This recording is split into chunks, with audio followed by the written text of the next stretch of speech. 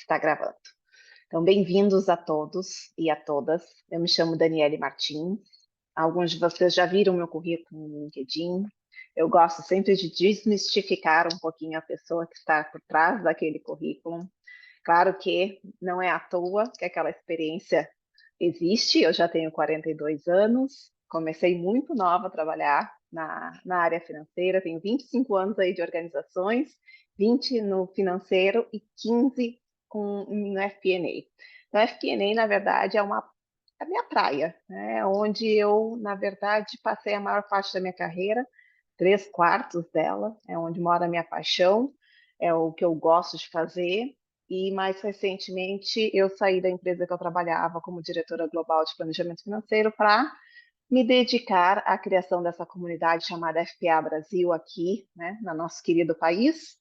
Como eu trabalhei muito com pessoas globais, eu conheço muitas pessoas no mundo inteiro que trabalham na área de FP&A, já fiz eventos na área de especialistas, né? Trouxe no Papo com os Especialistas ano passado algumas pessoas internacionais para falar com a gente. Provavelmente esse ano vai ter de novo. Promovo rodas de conversa, onde a gente conversa sobre algumas práticas de FP&A. Tem pessoas de todos os níveis nessas práticas, nessas rodas, né? Mas geralmente são conversas de especialistas da área, especialistas sendo nós, comunidade. Eu faço a facilitação e outras pessoas me ajudam contribuindo com a experiência delas também. Então, eu vou tentar não ficar apresentando uma telinha aqui cheia de slides, para que a gente possa ir conversando como forma de conversa mesmo. É um papo hoje, para que a gente possa desmistificar um pouco esta área. Então, desde o ano passado, estou me dedicando 100% a este mundo da comunidade de educação da FP&A, como eu falei para vocês.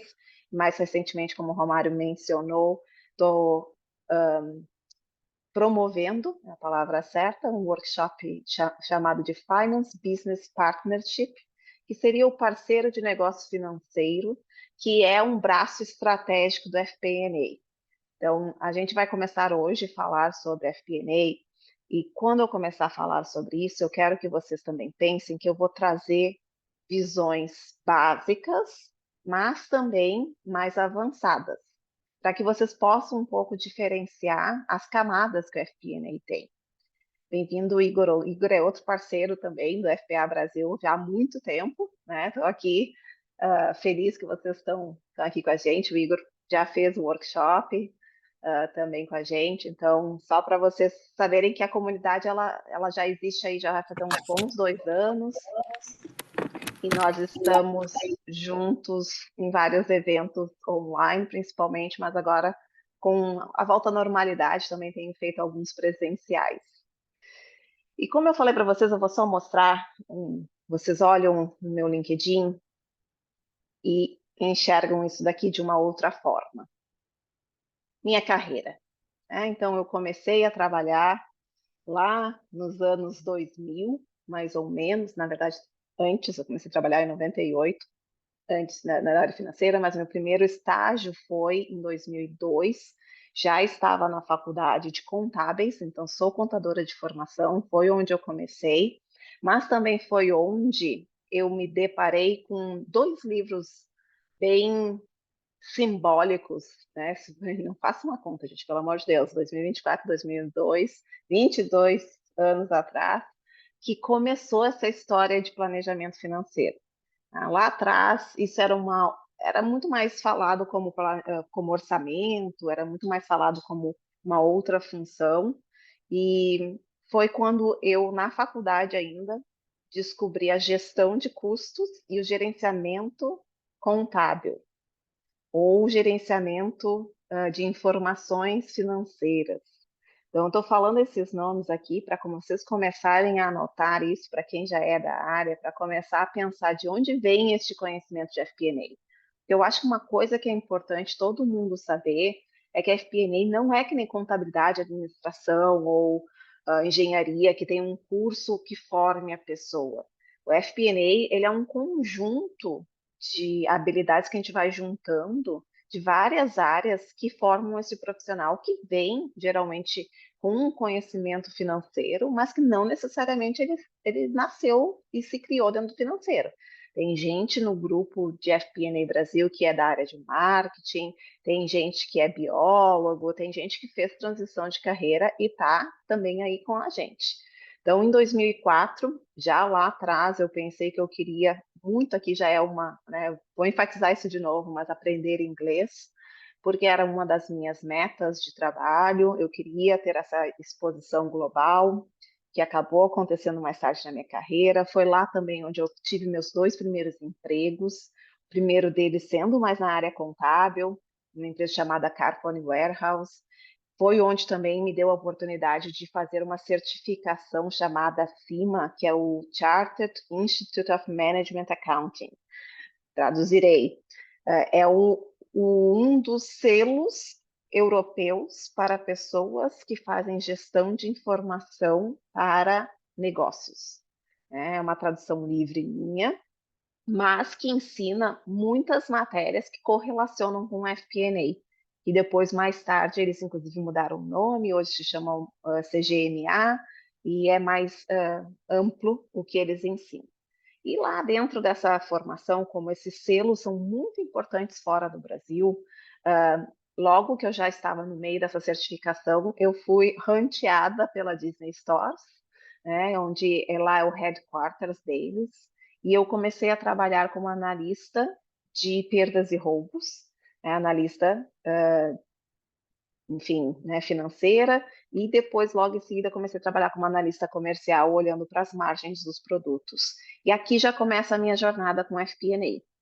Lá atrás, nesse momento que eu tive uma pessoa na equipe que tinha um olhar muito abrangente sobre financeiro e foi onde me despertou total a minha vontade de estar nessa área que hoje vamos falar tanto.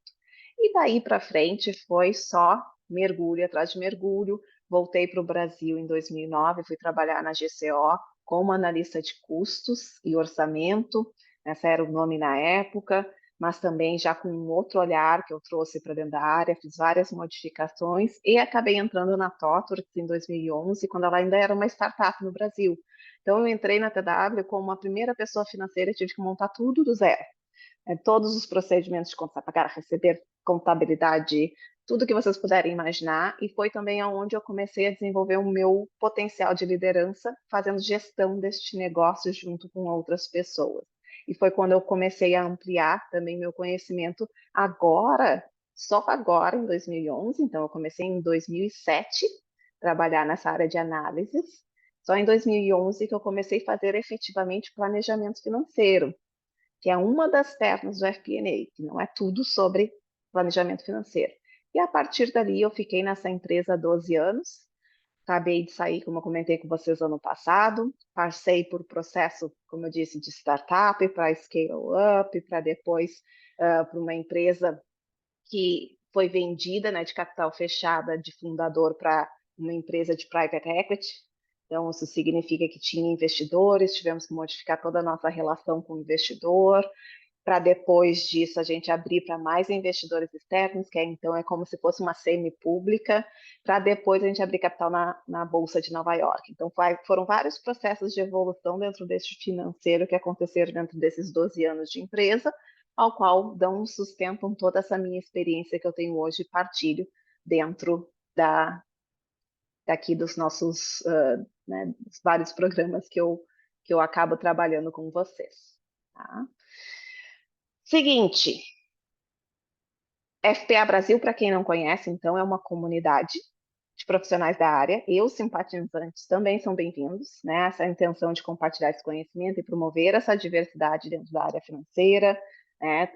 E trazer também aí as melhores práticas globais, não só da área de planejamento, mas de liderança e outras pautas educacionais. Como eu trabalhei numa empresa de agilidade, de tecnologia, mas que tem muito foco na agilidade, eu trago comigo muitas outras habilidades para além de finanças que me ajudaram a me tornar essa educadora que se apresenta aqui para vocês de uma forma que me faz comunicar o que eu quero comunicar com vocês mais facilmente.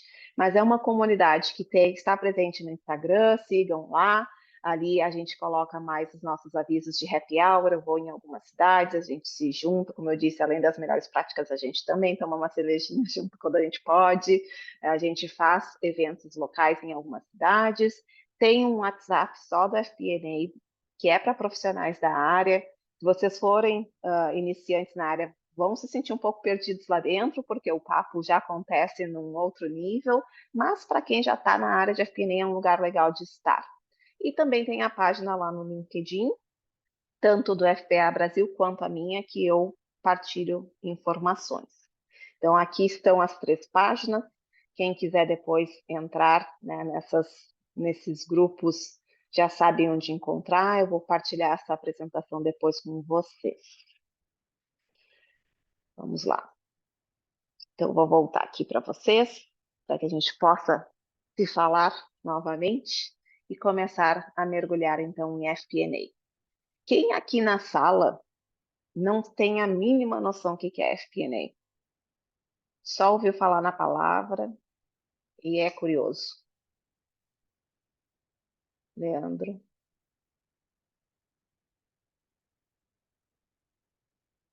Tem mais, tem muitas câmeras ainda, acho que fechadas, a gente não está vendo.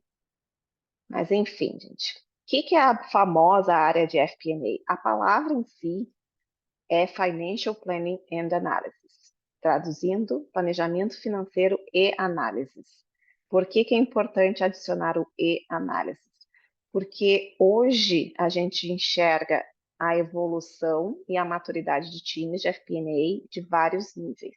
Para começar com o mais básico, que geralmente, inclusive, mora dentro dos times de controladoria, que é a parte de orçamento, que é o planejamento financeiro.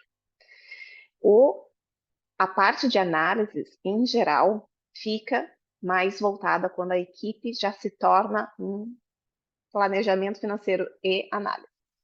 E eu vou te dar um pouquinho de explicação de uma outra perspectiva, e aí eu vou trazer de novo a minha telinha aqui, porque eu acho que é importante esse slide, que é uma comparação, que é para dizer para vocês primeiro, né, que FP&A não é somente sobre relatórios financeiros, o que muita gente pensa, né, que é sobre Excel, que é sobre KPIs, que é sobre dashboards, que é sobre botar informação em relatórios para mandar para outras pessoas. Mas, na verdade, essa área ela tem uma função crucial dentro da empresa, que é voltada para desempenhar um papel de tomada de decisões financeiras. E quando a gente fala de tomada de decisões financeiras, eu comparo aqui um pouquinho com a controladoria para vocês, talvez que estão em outras empresas, possam entender um pouquinho melhor. Então, é como se o profissional de FP&A olhasse para o futuro da empresa e o controlador, né, a controladoria, os contadores, eles todos olham para o passado. Então, para quem já trabalha aqui na área financeira, vai reconhecer que a gente contabiliza o que já aconteceu, paga o que já aconteceu, a gente cobra, né, o que a gente já aconteceu, então é tudo no passado. Então a gente tem os relatórios financeiros de extrema importância dentro da área da controladoria, mas que todos estão voltados para o passado.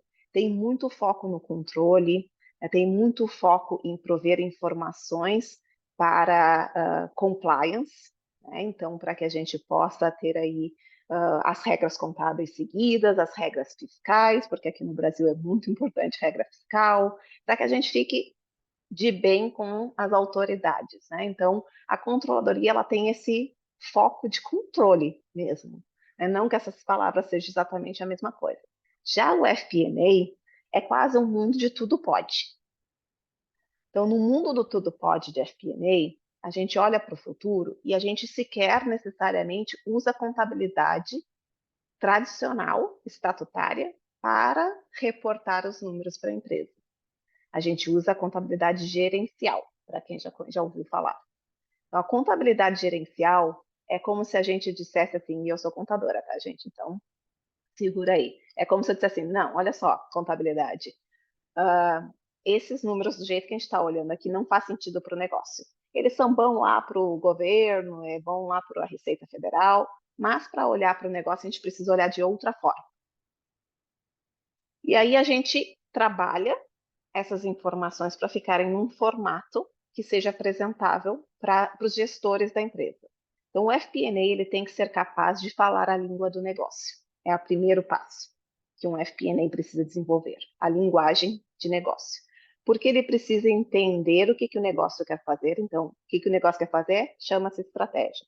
Para que a gente possa traduzir as estratégias em números, para que a gente possa viabilizar esse projeto de crescimento de uma empresa.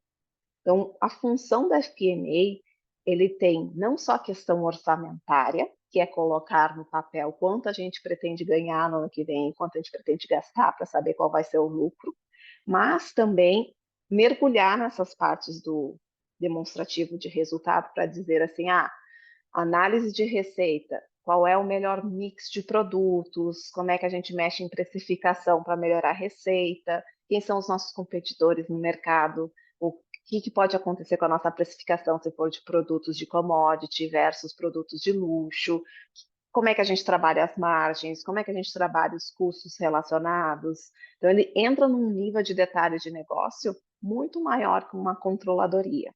A controladoria fica na área do financeiro, fica lá naquela sala e é autossuficiente, vamos dizer assim. Já o FP&A é nada sem o negócio. Claro, existem vários tipos de FP&A em vários níveis de maturidade no Brasil. Isso é fato. Tá? Então, eu enxergo hoje muito FP&A sentado na sua própria sala, sem conversar com o negócio. A dificuldade que essas pessoas têm de produzir informações gerenciais relevantes para o negócio pode ter certeza que é muito grande. Porque geralmente nasce de um lugar de compliance. E se nasce do lugar de compliance, não necessariamente está ajudando o negócio. Então, tem uma mudança de mindset que uma pessoa que vai para a área de FP&A precisa fazer, muito clara aqui. A gente precisa abandonar um não. Não conseguimos fazer, não podemos fazer, não dá para fazer. Isso a gente aprende nas faculdades que a gente geralmente trabalha na controladoria. Não, a gente tem que seguir essa regra. Não, a gente tem que seguir isso aqui. Já na FP&A, a gente tem que aprender a respirar fundo, mesmo sabendo que algumas coisas não são possíveis perante a legislação, é entender o que nós podemos fazer para viabilizar que aquilo aconteça. Então, tem uma mudança de mindset muito grande que nós precisamos fazer como profissionais, para que a gente possa efetivamente, então, apoiar as decisões de negócio para que seja mais produtivo. Então, essas duas diferenças é muito importante entre as duas equipes. Algumas pessoas, inclusive, vão dizer que o melhor seria que a FP&A estivesse dentro de controladoria. Respira fundo, porque eu completamente discordo disso. Um FP&A, para ele se tornar efetivamente uma função que adiciona valor para o negócio, ele precisa estar separado ao lado da controladoria. Porque senão, assim como inovação não acontece numa empresa onde não existe campo fértil, o FP&A não consegue crescer debaixo de um controle. Porque a mentalidade dessa pessoa, ela precisa ser diferente do FP&A. E aqui, então, se abre duas possibilidades de desenvolvimento. Não é que um seja melhor que o outro, eles só têm funções diferentes. E precisam pensar e manter o seu foco, cada um no seu ambiente. Então, lembrando, a controladoria olha para o passado até o presente e o FP&A pega toda essa informação da controladoria e vai para o futuro. Então, esses dois têm que andar com um elo muito forte, mas olham para lugares diferentes. Eu já fui a pessoa que trabalhava as duas coisas ao mesmo tempo. Haja cérebro. É muito difícil, gente. Além de ser difícil pro ser que está fazendo essa função, é muito difícil para o negócio nos reconhecer como tal, porque eles se confundem. Eles passam a nos confundir, eles não sabem se a gente está na reunião como controller ou como FP&A. Lembrando que o controle ele tem uma obrigação de nos manter fiéis à legislação. O FP&A tem a responsabilidade de tornar as estratégias em viabilidade. E muitas vezes a gente vai chegar na linha da legalidade. Não é para ser ilegal, de jeito maneira. Mas muitas vezes a gente vai passear pelo ilegal para tentar ter ideias para tornar legal o que o negócio quer fazer. E a gente precisa se sentir confortável, porque não é fácil. Imagina, daqui um pouco o mundo muda e te diz: não, gente, tu tem que olhar para a legislação de uma forma diferente. Vai ter que parar de ficar só seguindo a regra e tentar dobrar a regra para que funcione para esse negócio. Então, o que é dobrar a regra aqui? Como eu disse, não tem nada a ver com quebrar regras fiscais, não tem nada a ver com que a gente não ter compliance. Isso quer dizer que a gente, na maneira gerencial do negócio, vai olhar de forma diferente. Por isso, essa grande diferença dessas duas coisas. Faz sentido, gente? Assusta? Um pouquinho, né? Bom, então, já que agora determinamos que a FP&A está olhando para o futuro, né, o FP&A ele também tem uma função para além do somente fazer o orçamento financeiro. Ele é o coordenador dessa área. E aqui começa uma outra habilidade que geralmente o pessoal da controladoria não precisa ter, mas o FP&A precisa, que é gestão de projetos. Porque gerenciar projetos, entregar um planejamento é uma gestão de projeto. Tu precisa entender qual é o tempo que tu tem que entregar, quem são os teus stakeholders, como é que tu vai fazer funcionar as planilhas irem para as áreas, voltarem para ti, as conversas, as negociações, as influências, tudo isso precisa ser renegociado para que a gente possa ter uma atuação efetiva. E uma vez a gente tem toda a gestão desse projeto que se chama planejamento financeiro, a gente começa também a fazer isso em outras formas, que é o forecast. E o forecast nada mais é do que uma revisão deste planejamento com mais frequência. E cada empresa vai ter seu tipo de forecast. Algumas não vão ter, inclusive. Algumas têm o planejamento fixo e é aquilo e corram para aquela direção. Porém, hoje em dia, cada vez mais se fala do forecast. Por quê? Porque, afinal de contas, o mundo muda muito rápido. A maior parte das empresas acabam seu planejamento financeiro ali no final de outubro, final de novembro, e quando vai entregar o primeiro trimestre, final de março, muita coisa já mudou e não está mais em linha. Então, o forecast ele vem para que a gente possa revisar todas as premissas, realinhar com as áreas de negócio para chegar num objetivo maior. Então, por isso, essa constante gestão de projetos vai dentro, cabe dentro da FP&A. Então, além dessas construções de planejamento anual, esses orçamentos, previsões que são chamados de forecast, a gente recebe toda essa informação e a gente analisa ela primeiro do ponto de vista de, vamos usar a palavra compliance, com as normas que a gente especificou. Então, geralmente a gente manda instruções para as áreas e volta uma coisa completamente quadrada. A primeira análise é entender se as áreas entenderam as nossas recomendações, se eles estão entendendo qual é a estratégia da empresa, se eles estão entendendo qual é o objetivo do ano. E aqui entra uma outra função muito valiosa de FP&A, que é muito diferente de controller. A gente se torna educadores na empresa. É fundamental a gente educar as áreas do negócio do porquê que estamos pedindo o que estamos pedindo. Porque imagina se eu chego para vocês e digo, só faz isso daqui, na data tal, te vira. Só que sendo que a gente geralmente recebe essas instruções de um chefe que manda na gente e tem poder sobre a gente. Um FP&A, ele não tem esse cargo. Ele tem que influenciar todo o negócio. Que é uma palavra também bem usada dentro de FP&A, influência. Para que a gente possa fazer com que aquela pessoa entenda por quê daquilo que a gente está pedindo para ela. A gente tem que ter esse conhecimento profundo desses princípios de financeiros, né, princípios financeiros, tanto contábeis quanto financeiros, para que a gente possa educar o negócio em várias questões. A gente também tem que usar essas informações que a gente recebe para tirar conclusões, se vai realmente alcançar os objetivos da empresa, para elucidar a gestão, se estamos no caminho certo, se temos algum outro ponto que precisa ser olhado antes da finalização de um orçamento. Mas a parte mais importante de um orçamento que as pessoas precisam saber não é um plano em si, não é o produto final. É todo o processo, porque o processo ele ensina as pessoas o que a empresa está querendo atingir. É um processo de alinhamento, muito mais do que o produto do plano, principalmente para pessoas que não estão em empresas, indústrias. Nas indústrias, as coisas tendem a acontecer muito mais no mesma cadência, mais normal, mais, né, tem um mercado mais menos volátil, mas em empresas de serviços, bancos, que sofrem fortes impactos de qualquer questão econômica, ela muda muito rapidamente. Então a gente precisa ser muito flexível nessa hora.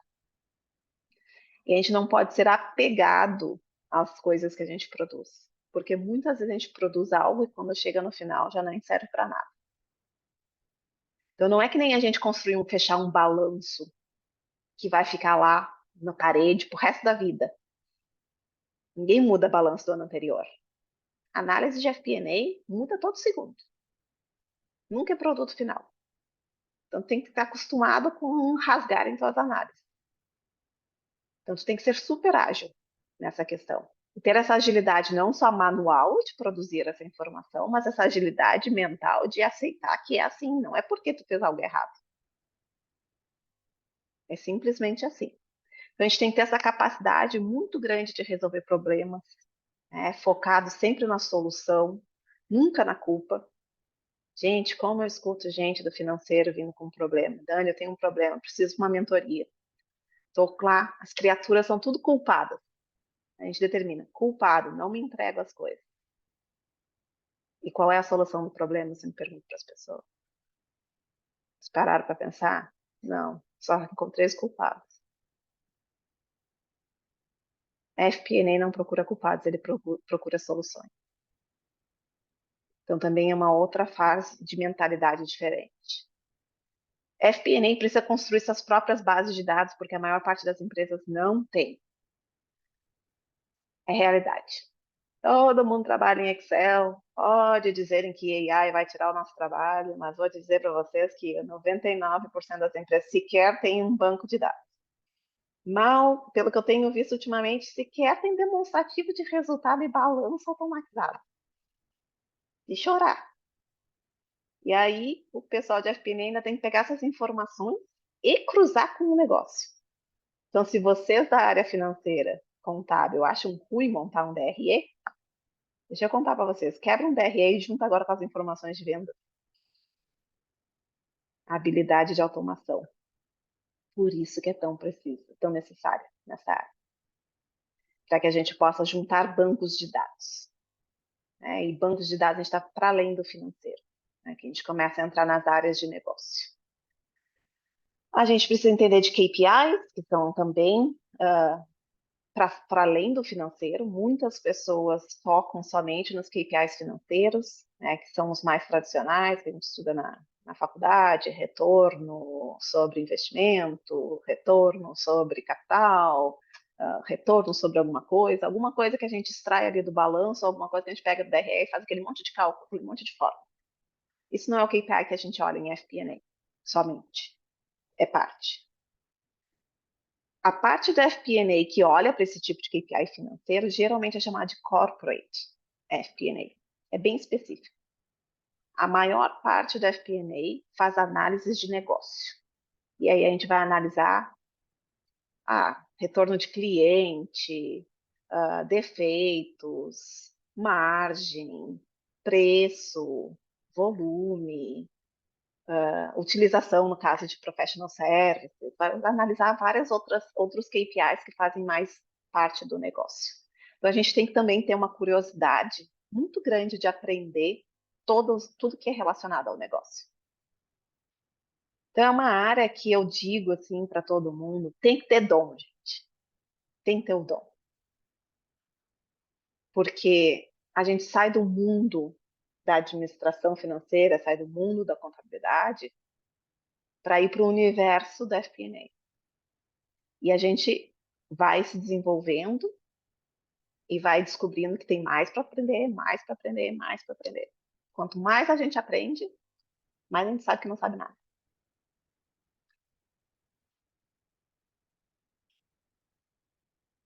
E aí, de novo, vou trazer minha telinha. O quadradinho da esquerda de vocês é o que as pessoas acham que é o FP&A. O da direita é o que é um FP&A. Olha só que coisa horrorosa, gente. Fez essa minha apresentação. Não era para fazer isso. Mico, senhora, mico. Peraí, deixa eu botar tudo para cima. Que era para só mostrar isso, não era para fazer aquele monte de clique-clique. Então, funções básicas. O que a maior parte das pessoas acham que o FP&A faz? Planejamento financeiro, uma análise financeira que é dentro desses KPIs financeiros que a gente estava falando, faz os relatórios, né? Coloca lá um relatório de subiu porque foi para cima, desceu porque ficou diferente do anterior. Isso é análise elevador, tá, galera? Isso é outra coisa que a gente fala dentro do FP&A. Um FP&A ele tem que saber dizer do porquê, não porque foi diferente, porque o planejamento estava diferente. Então, esse é um relatório simples que AI já está fazendo por nós, que bom, mas não é o tipo de comunicação que a gente quer ter com o negócio. Avaliar investimentos, sim, é importante, gerenciar o desempenho da empresa, modelagem financeira, gestão de riscos financeiros. Geralmente as pessoas resumem nesses 7 itens. Semana passada, alguém me pediu um pouquinho do insight do que é FP&A de verdade. Aí eu sentei no sofá e resolvi. Deixa eu colocar uma listinha aqui das coisas que eu acredito que um FP&A faz. Num nível avançado. Aí essa lista da direita. Ela é bem mais ampla, ela é bem mais estratégica, ela é bem mais complexa e não quer dizer que a gente vai fazer tudo ao mesmo tempo. Isso aqui depois vocês vão receber, vão poder ler com o tempo, ou se já não leram, porque eu postei isso no LinkedIn semana passada. Tá? É só para mostrar a diferença do percepção de FP&A do mundo versus o que é a realidade e quão profundo ele pode ser. E aqui, quero mostrar também para vocês as 5 posições diferentes de um time de FP&A. Isso aqui a gente também fala lá no workshop de FBP, porque o que acontece, gente? Assim como dentro da controladoria tradicional tem a tesouraria, tem o contas a pagar, tem o contas a receber, tem a contabilidade, tem compliance, tem, sei lá, auditoria. Dentro da FP&A tem várias áreas também, sub-áreas. Isso não quer dizer que cada pessoa vai fazer uma dessas coisas, mas a gente classifica como 5 tipos, mais ou menos, de pessoas que vão para a área de FP&A. O analista, o modelador financeiro, o cientista de dados, o contador de histórias e o influenciador. Mais ou menos, não nessa ordem por quem é melhor ou mais importante que o outro, mas geralmente a informação começa lá pelo cientista de dados, né? Que é aquele que monta as bases de dados, é aquele que tem a capacidade mental de construir as bases de dados para a gente. É aquele que sabe buscar informação dentro da empresa, é aquela pessoa que sabe que tem poder de automação, que conhece, sei lá, Python, conhece outras linguagens, usa Power Query, usa Power BI e faz a informação chegar rápido ao time. Para que um modelador financeiro possa usar essas bases de alimento para gerar as previsões futuras. O modelador financeiro é aquele que tem muita habilidade no Excel. Não só por causa das estruturas que ele cria, mas a habilidade de criar novas visões das informações. E o modelador financeiro geralmente alimenta o analista, que é quem olha para a informação no primeiro nível e pensa, tá, o que eu faço com essa informação agora? Para quem que eu apresento? Como é que eu formato? Qual é o output disso para o negócio? O analista ele vai montar a famosa apresentação. Ele vai montar a estrutura, mas quem conta a história é o contador de história. É aquele que é capaz de conectar os números com o negócio. É aquele que é capaz de conectar a conversa, sair do mundo financeiro e falar a língua do negócio. E para além disso, tem um influenciador, que é o capaz de entender tudo que foi dito aqui até agora e ainda fazer com que outras pessoas entendam a necessidade, a importância, fazer com que aquela informação realmente seja absorvida e aceita como possibilidade. E aí, que é o que eu estava comentando com o pessoal lá no workshop de FTP, tem essas duas figuras chamadas FP&A Connector e Interpreter, que são duas pessoas, na verdade, eles não são funções, mas são a função mais sênior da área de FP&A, que é equivalente ao Finance Business Partner.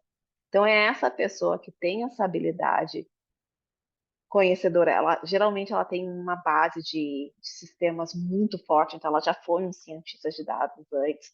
Hoje a gente chama de cientista de dados, tá, gente? Mas é o planilheiro das velhas, né? Os nossos velhos planilheiro. Tá, ai, gente, a palavra não quer sair. Planilheiro, né? É o cientista de dados.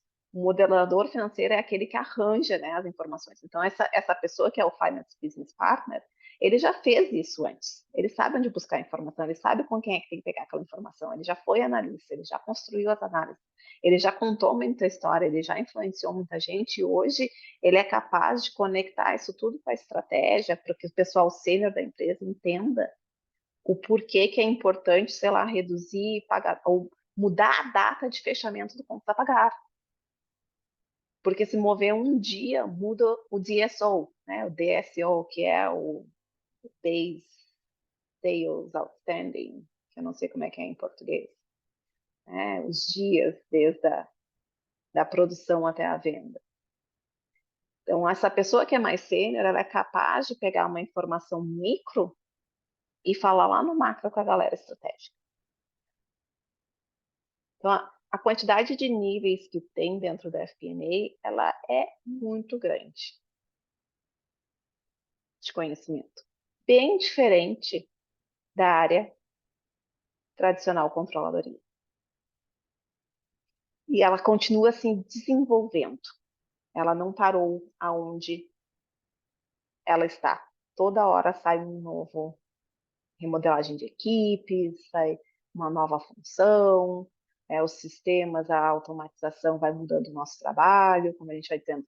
O FP&A vai ser muito impactado com o IA, com certeza, conforme cada vez mais as informações forem automatizadas dentro das empresas, nosso perfil vai ter que mudar, para aquela pessoa que fazia a informação, para aquela que agora consegue interpretar a informação. E é diferente quando a gente faz a nossa própria informação, a gente sabe de onde a gente tirou a informação, a gente sabe como calcula, a gente sabe como é que foi montado. Quando a gente consome um relatório pronto, a gente precisa ter uma capacidade de entender se aquela informação realmente é fidedigna. E aí entra uma outra capacidade analítica para além daquela que a gente tinha. Bem diferente.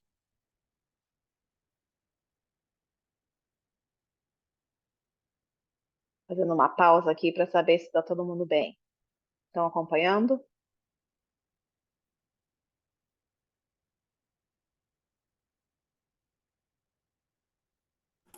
Luiz, tem uma Dani, pergunta para acompanhando só. responder. Isso. Obrigado. E agora, a perguntinha. Então, uma pessoa faz tudo isso quando avançada ou separam para cada pessoa as 5 posições que a gente estava conversando? Depende das equipes, Felipe. Depende do tipo de empresa, depende da cultura, depende do estágio de maturidade da empresa e da equipe. Mas, em geral, as pessoas acumulam algumas funções. Em geral, os times são pequenos, portanto, acaba-se dando prioridade para que a pessoa seja, no mínimo, um modelador e analista. Os cientistas de dados têm crescido muito na área de FP&A, que são as pessoas, quando a gente vê assim nas vagas escritas, preferível entendimento de Power Query, de Python, de outras linguagens, geralmente aí é onde tu começa a entrar na cientista de dados também. E, aliás, gente, fica a dica. Se tem isso nas vagas, é porque a base de dados é inexistente. Vocês vão ter que montar. Como é que a gente desenvolve a habilidade analítica? Prestando atenção exatamente na informação que está posta. Essa é uma informação, está ali na vaga. A gente só precisa se dar conta. Né? Então, esse é o primeiro passo. Como é que a gente começa entre as 5 posições? Depende muito de onde a gente começou. Né? Então, algumas pessoas acabam entrando... Geralmente, o nome do cargo é analista. Né? Analista de planejamento financeiro. Mas a função dentro do time é determinada pela senioridade da equipe. Então, vai depender também qual vai ser a função que vocês vão exercer dentro de uma equipe. Não tem padrão. Isso é uma outra coisa, gente. É muito importante dizer. FP&A não tem padrão. E é outra coisa muito doida para a gente mudar a nossa mentalidade. Porque como é no gerencial, não é no normativo, tudo pode. Tu pode ser um gestor, que é o cientista de dados. Assim como tu pode ser o analista, que é o influenciador. Geralmente, um bom líder sabe usar as capacidades técnicas de cada pessoa na equipe. É verdade em todas as equipes? Não. Depende também da qualidade do líder. Então, o próximo passo é a gente pensar um pouco sobre as habilidades de FP&A. E eu fiz 3 slides que vocês vão receber depois para vocês pensarem, que vai aprofundando nesse tipo de conhecimento que vocês vão ter que adquirir. Então, essa primeira página, que aqui tem 12 habilidades, é um pegadão mínimo para a área de FP&A. E aqui a gente vai ver, gente, essas nomenclaturas, e de novo eu vou convidar vocês a exercerem o poder analítico de vocês, e como é que a gente faz isso? Quando a gente tem informações qualitativas, lendo, prestando atenção e usando interpretação de texto. Lembra por que a gente aprendeu a fazer tanta interpretação de texto na escola? É para isso. No FP&A tem que saber ler, entre as linhas, no texto, não é número. Então, quando a gente olha para isso daqui, conhecimento financeiro, a gente tem que saber os princípios contábeis e financeiros. Ah, mas eu não posso ser formado em biologia?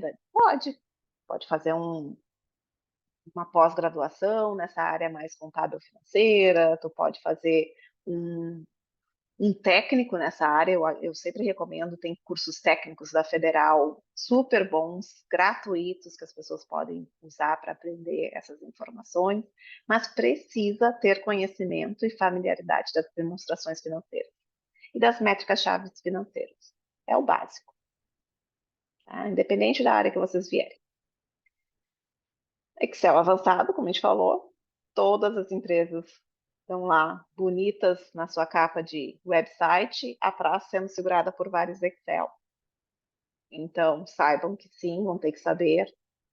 Excel avançado, que significa muito Power Query. Quem nunca ouviu falar disso, procura. É uma ferramenta poderosa dentro do Excel. Muito mais poderosa que Power BI, na minha opinião.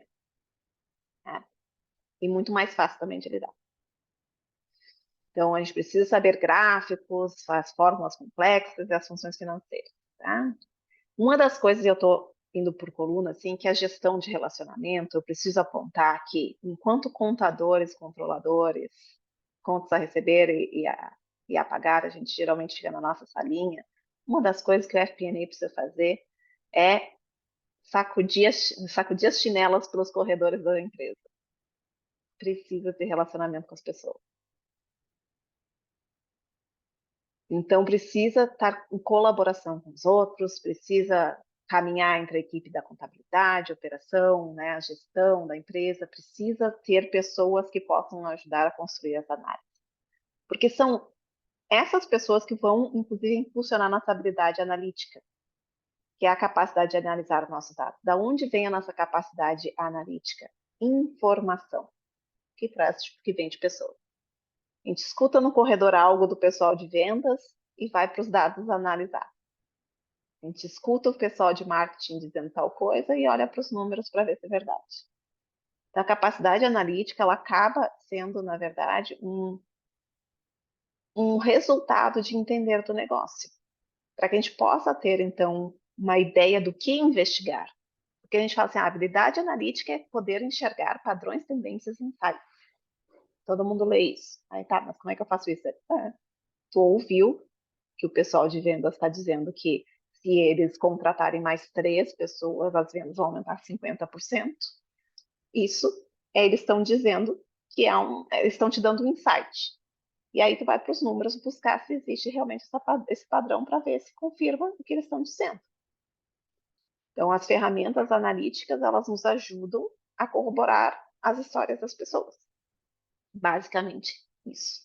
Essa habilidade de comunicação, para exatamente quando o pessoal, principalmente de vendas, eu vou pegar no pescoço deles bastante aqui, eles contarem sempre a gente, não, ano que vem a gente vai crescer 50%. E a gente não pular no pescoço da pessoa porque sabe que não tem como crescer 50%, então a gente tem que ter uma habilidade para comunicar com essa pessoa, né, poder entender o que eles estão querendo dizer de uma forma clara, compreensível, gentil, né, tem que ter essa habilidade de transmitir essa informação para eles e fazer com que eles entendam que, para o bem de um planejamento, colocar metas irreais não ajuda ninguém.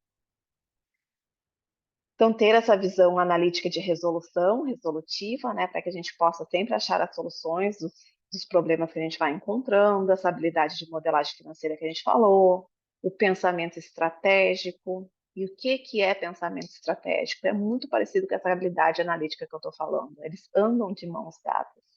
Da onde vem o pensamento estratégico? Da capacidade de conectar pontos de vários lugares da empresa. É entender o que a estratégia fala e saber o que o negócio faz, como faz, para poder conectar com as análises que a gente vai fazer. Então, é uma contribuição ativa se a gente consegue ir para este lugar. É esse tipo de pensamento estratégico. Olha a velha adaptabilidade que a gente falou. Porque né, no momento que a gente acabar nossas análises, já não serve para nada. Então, a gente precisa ser adaptável, a gente precisa mudar o tempo inteiro, conseguir correr atrás. A gente sabe que o nosso planejamento, quando a gente fecha assim e fala assim, foi assinado, é tipo assim, assinatura de morte, porque aquilo ali não vale mais nada, começa tudo de novo, vamos para o forecast. Então, é essa capacidade de se adaptar com o ambiente, né, essa compreensão de negócio que a gente já falou bem aqui, gestão do tempo e priorização é muito importante, exatamente porque as coisas mudam o tempo inteiro. Então, a gente precisa ser capaz de entender o que é mais importante. E aí a gente puxa a habilidade de comunicação para renegociar prazos. A gente precisa entender qual é o nosso papel, precisa gerenciar a expectativa do outro, porque as mudanças vão ser constantes. E a gente não pode deixar de mencionar a ética profissional, como é importante nessa área. Porque lembra como eu falei que a gente vai ser empurrado a olhar para a ilegalidade para achar soluções? Mas a gente precisa ser ético e se manter dentro do que é legal. Um convite para olhar para aquilo que não necessariamente é legal não quer dizer que a gente precisa e deve fazer aquilo. E nós, como profissionais financeiros, temos que saber qual é os padrões éticos e a integridade que a gente tem que seguir acima de qualquer coisa. Senão, vocês podem ser empurrados para lugares bem constrangedores. E aí, eu trouxe esse quadro só para poder expandir um pouquinho mais o que eu considero competências avançadas da área. Isso daqui, para vocês terem uma noção, era só a quantidade de habilidades que eu mapeei para a minha equipe se desenvolver. Só. As amarelinhas sendo assim, ou tu tem, ou tu tá fora.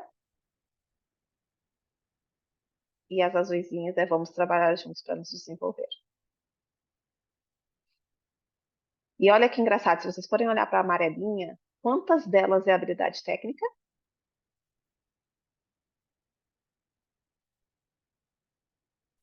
Nenhuma.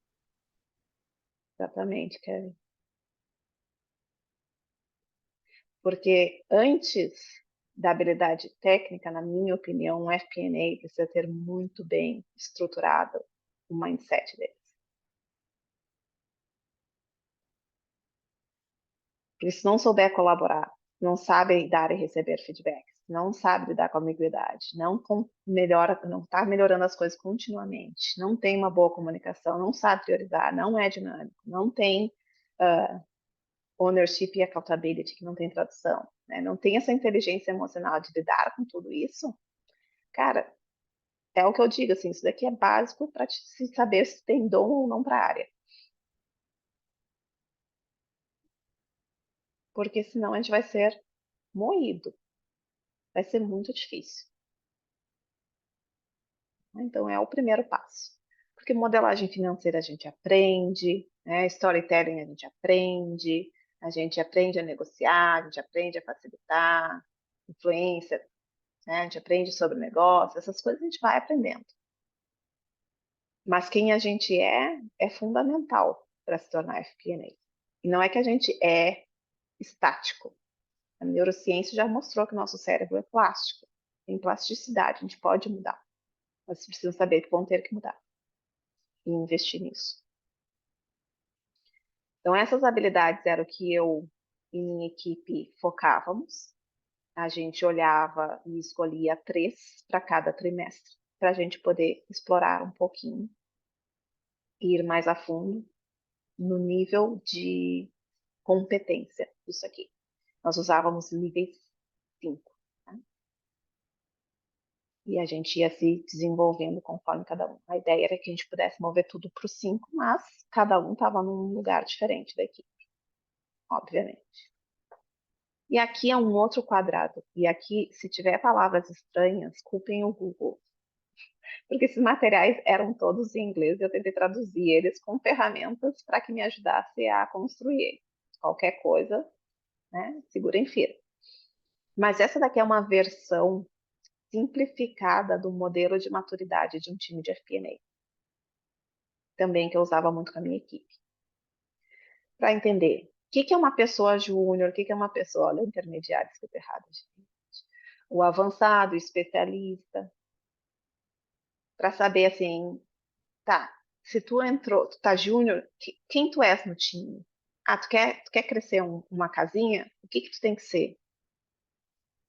Ah, eu quero me tornar uma pessoa mais avançada. Tá aqui a descrição das coisas que tu precisa saber fazer.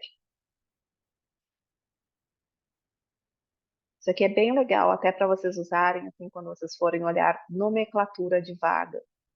Quando a gente está mudando de área da controladoria ou afins para dentro da FP&A, não vai funcionar se você só pegar esse, eu era sênior e vou ser sênior na FP&A. Porque a necessidade de senioridade é diferente. Então, isso aqui ajuda vocês a construírem um pouco da modelo mental que vocês vão precisar para poder manter no mesmo nível.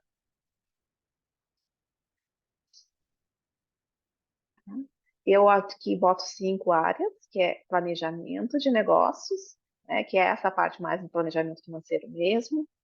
Aí os relatórios de gestão, e aqui a gente não está falando de relatórios financeiros, são relatórios que levam à decisão. Tá? Gestão de desempenho da empresa, habilidades interpessoais e a tecnologia que nunca mais nos abandonará.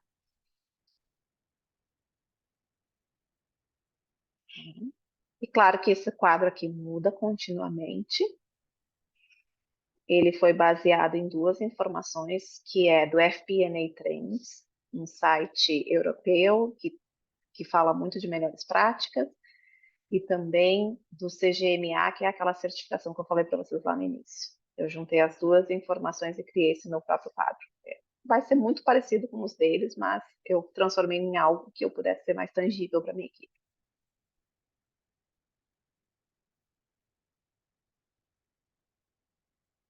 Pausa para saber se tem pergunta. Exatamente, Larissa. Muito dado confidencial. A gente precisa ter muito cuidado com o que a gente fala, com quem a gente compartilha. Dani, acho que até um comentário em relação aos dados confidenciais. A área de planejamento financeiro ela é muito exposta à estratégia da companhia, principalmente em decisões que são muito sensíveis. Acho que eu lembro uma vez que você comentou de layoff, né? Às vezes você é convidado para poder fazer algum tipo de projeção que está falando da demissão de 30% do time e são pessoas que você está ali no dia a dia. Você tem que ter um controle emocional muito afiado, porque as pessoas olham para você tendo consciência que você é uma pessoa detetora de informações privilegiadas e elas vão te assediar nesse sentido de tentar obter a fagulha que seja para poder ter o mínimo de informação é, priorizada também. Então, assim, o time de planejamento financeiro fica muito exposto e é extremamente assediado, principalmente por conta dessas participações em conversas que são muito sensíveis. Então, eu já vivenciei situações muito desconfortáveis, muitas vezes até no contexto de ter que abrir mão de relacionamentos mais próximos de colegas por conta de ter que preservar essa linha da ética que é demandado de planejamento financeiro. E sim, gente, as pessoas se falam e se qualquer informação vaza, de alguma forma eles vão chegar em quem não teve o cuidado de preservá-la. Então, assim, cuidado que no fim do dia é o seu nome. Muito bom. E assim, claro que o Igor está dando aqui um exemplo bem extremo e infeliz, né, que acontece nas empresas, e não é nada legal, mas tem outras informações. Por exemplo, nós somos geralmente o pessoal que planilha os aumentos salariais. Quem ganha o quê? E a gente não pode ter opinião sobre. A gente faz gestão de comissão. Eu fui a número 5 de uma empresa de 5 mil pessoas a saber que a empresa ia ser comprada. Por 3 meses eu não pude contar para ninguém que eu estava fazendo análises e bancos de dados, porque a gente ia empreender a empresa. E assim aconteceu de novo no private placement, e assim aconteceu de novo no IPO. Então, constantemente a gente é desafiado a saber coisas muito antes de muitas pessoas. Então, essa gestão emocional, ela é muito importante. Porque no início é bem doido, gente. Se tudo der muito certo na carreira de vocês, vai acontecer o seguinte: vocês vão crescer internamente mais rápido que, infelizmente, o salário. E aí a gente vai começar a olhar o salário de outras pessoas e vai achar que é injusto. E aí a gente vai cometer o grande erro de, numa discussão salarial, trazer o salário de outra pessoa para a conversa. E isso é fatal. Vocês querem perder uma conversa sobre o salário de vocês, tragam informações confidenciais para dentro dessa conversa. Então, tu tem que ter um sangue frio do caramba. Sabendo que, sei lá, outros analistas sênior podem estar ganhando 30% mais que você. E você não pode mencionar isso. Que é antiético. Então, é bem importante essa parte de ética, assim. E é aquela coisa, fazer o certo mesmo que ninguém esteja olhando. Deletar coisas do nosso computador só porque, se por acaso me roubarem, eu não estou com aquilo no computador. Isso, se alguém, ou espero que todos queiram chegar em cadeiras sêniores, não começar a agir no hoje assim, não chega lá.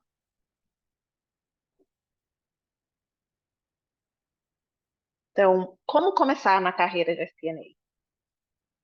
Quem tem dúvida sobre isso? Gente, aqui é um quebra-cabeça. Eu acho que não existe uma regra ou um mapa que eu possa dizer para vocês, faça tal coisa. Eu fiquei refletindo hoje de tarde, faça tal coisa para chegar na resposta e vai ajudar. Eu acho que uma das coisas que vocês precisam, e por isso que eu demorei mais na parte anterior dessa apresentação do que eu vou falar agora, vocês precisam exercitar a capacidade analítica de vocês agora, não sobre a empresa, sobre vocês. Então, o primeiro passo que vocês precisam dar é identificar as áreas que vocês têm que desenvolver, já baseado nas informações aqui compartilhadas. Poder fazer este mapeamento de onde vocês estão e para onde vocês vão. Porque lembram, é um mindset. Então, a primeira coisa que vocês precisam fazer é que vocês precisam ir para uma entrevista com essa mentalidade mais aberta, para que a pessoa possa entender que vocês têm capacidade de aprender. Pode ser que vocês não saibam 100% de tudo, mas vocês vão saber, vocês vão ter a proatividade de saber como é que se faz. Então, isso é uma dica valiosíssima. Segunda dica, querem ir para a área de FP&A, vocês precisam olhar para as vagas disponíveis do mercado. Não é a Dani que vai dizer o que vocês precisam. Olha para as vagas disponíveis e vê o que eles estão pedindo. Cruza essa informação com a sua capacidade analítica e crítica sobre si mesmo. O que tem aqui que eu já sei fazer, o que eu preciso buscar conhecimento. Uma terceira capacidade necessária, que é dentro dessa capacidade analítica, vocês precisam aprender a comunicar que o que vocês fazem hoje é correlativo ao que vocês fariam em FP&A.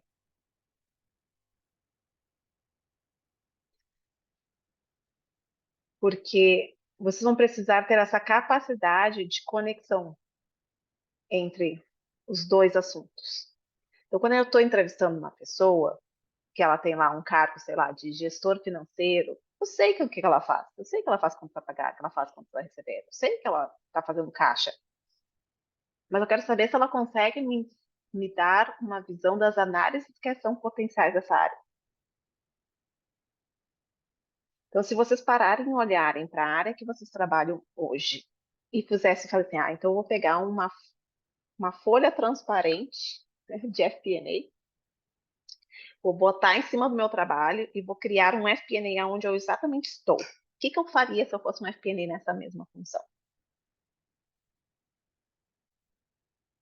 Quem quer levantar a mão aí para trazer um cenário para a gente fazer isso junto?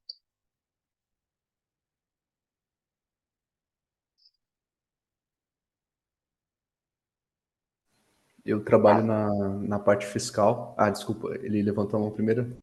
Não, pode Não, falar, Luiz, pode falar. Eu nunca trabalhei nessa parte financeira, né? Eu sempre trabalhei na parte fiscal e contábil, principalmente na parte fiscal. Então, agora eu tô falando sobre essa questão de trazer no que eu tô hoje para essa parte do FP&A. Eu tento conciliar isso, porque de certa forma a gente também conversa com os nossos clientes na parte de precificação e como que analisa a parte de impostos, como tu constitui um preço a partir dos impostos, questão de crédito, débito, né? Então eu tento, agora tu falando, eu comecei a pensar, mas na tua opinião, como que eu consigo fazer isso de uma forma mais prática, até mesmo para falar para isso para um entrevistador, né? Que essa minha habilidade da parte contábil e principalmente na parte fiscal, ela pode ser trazida para a parte do FP&A. acho que tem uma coisa que é procurar, como é que se fala? É vocabulário. Então, como eu disse, assim, é buscar. Se agora tu identificou que tu já trabalha com precificação, pesquisar sobre precificação e entender qual é a narrativa para te poder usar a mesma narrativa. Então, em vez de um lugar de dizer assim, eu sou um analista tributário que participo. E é assim, geralmente, né, que vocês vão fazer na entrevista. Eu nunca trabalhei com FP&A, eu trabalho com tributário, né? Eu até já vi essa coisa aí de pricing, mas não é muito o que eu faço. Para vocês tem que mudar para. Não, eu trabalho junto com o time de pricing e eu assisto, né, assisto eu dou assistência à equipe e eu vejo muito bem como é que as análises são feitas e a minha contribuição na área de tributária é muito boa para que a gente possa chegar num preço bom para o cliente. Posicionamento, comunicação. Tem que tornar mais atrativo, né? Exatamente. Boa.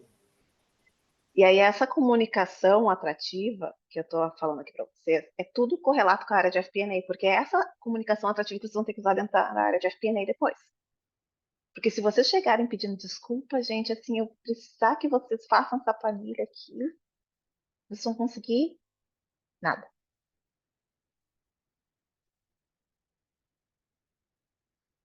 Então, tudo que vocês forem fazer para se preparar para buscar essa vaga vai valer depois dentro. Essa capacidade de olhar para uma vaga e identificar o que vocês já sabem e como é que vocês podem vender de uma forma honesta e ética, porque eu menti alguma coisa do que tu faz, Luiz? Não. Só que eu apresentei de um outro lugar.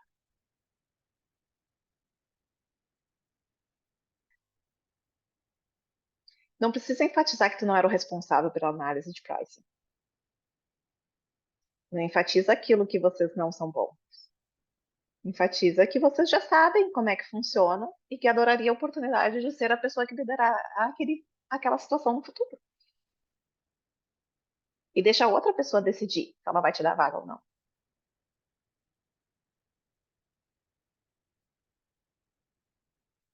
Felipe Dias. Bora lá. Bom, no meu caso, eu acho que eu estou num momento de transição de começar a pensar dentro da minha empresa a ter essa parte de FP&A. Por quê? Eu comecei há acho que mais ou menos 3 anos. Eu fui contratado na mesma empresa que eu já estava para tocar a área de controladoria, que não existia. Era a primeira área financeira que eu estava trabalhando, não tinha trabalhado nenhuma antes, então do zero mesmo. E eu percebi, depois de muito tempo batendo cabeça, que o que você comentou aí durante a live, né? A questão de base de dados, conexão das informações com a contabilidade, a nossa contabilidade é externa. Então, zero conexão que a gente tinha de gerencial, não batia as informações. A gente não tinha um banco de dados, por exemplo. A minha chefe perguntava uma coisa de 2 anos atrás, tipo, não sabia onde procurar, não tinha uma base. Então, o que que eu fiz, né? Beleza, vou ajustar o passado. Deixar o passado o mais clean possível, onde eu consiga buscar as informações fácil, e que essas informações gerenciais também conversem com a nossa contabilidade. Então, ajustei o passado e agora estou tentando ajustar o presente para que esses ajustes não tenham que ser feitos, né? Não tem que ajustar uma coisa de 12 meses atrás, ou de 6 meses atrás. Para que eu já consiga fazer esse fechamento mensal junto com a contabilidade, entender as divergências e ir ajustando isso mensalmente. E a partir de ter isso, aí começar a ver o futuro, que é como você falou, né? Essa outra parte da contadoria, eu consigo medir o passado, então ajustei o passado, estou ajustando o presente, então eu consigo fazer a apresentação dos resultados mensais olhando o passado e a partir desse passado, do que tem já realizado, começar ter essa visão de futuro. Então, eu estou nesse momento de transição de como fazer isso, né? Do que eu preciso aplicar. Aí vem muito isso de modelagem, tem que pegar essa base do passado, conectar com uma planilha, enfim, ou com uma base e fazer essas projeções que a gente não tem muito essa visão do futuro. A gente está muito preso no que já aconteceu, né? No mês passado, mas não tem muita visão do que vai acontecer daqui 2 meses, 3 meses ou um ano. Então, eu estou meio que nessa fase de transição.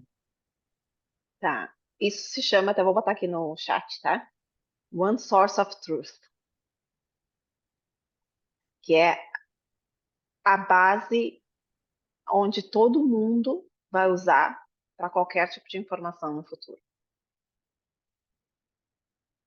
Se essa base que te deu tanto trabalho e que tu te dedicou tanto tempo morar dentro do teu computador, dentro dos teus braços, dentro do teu departamento, tu perdeu tempo. Ou ela vira a base da equipe que vai fazer essas análises e todas as pessoas que são impactadas por ela, ou ela nunca vai ser como é que se diz isso em português, gente? A base real única da empresa. Porque se não está num sistema, as outras pessoas não vão conseguir acessar, é uma base tua. E aí, quando alguma pessoa puxar outra informação, vai ficar a tua palavra contra a palavra deles. Então, isso é muito importante. E às vezes as pessoas esquecem que essa primeira fase, ela é de extrema importância. Quando eu comecei a trabalhar em 2015 no time global de finanças, eu comecei construindo essas bases. E 2017, quando ocorreu a primeira venda da empresa, foi essencial exatamente esse trabalho de montagem das bases de vendas, de projetos, de margens, precificação, enfim, tudo isso foi necessário. E quando a gente fez, enfim, o onboarding da Private Equity, que agora então gerenciar a gente, eu tive que fazer toda a construção dos novos relatórios. Então, tem a parte estratégica? Tem, mas tem a parte operacional também, muita. Só tem um problema, que a gente traz de caguete da área, principalmente contábil, controladoria, auditoria, compliance, contas a pagar, contas a receber. A bendita perfeição. Porque se a gente não bater no zero, a Receita Federal vai lá e passa canetaço na gente. Quando a gente trabalha com informação gerencial, a gente tem que começar a aprender a usar a regra 80-20. Todo mundo conhece a regra 80-20?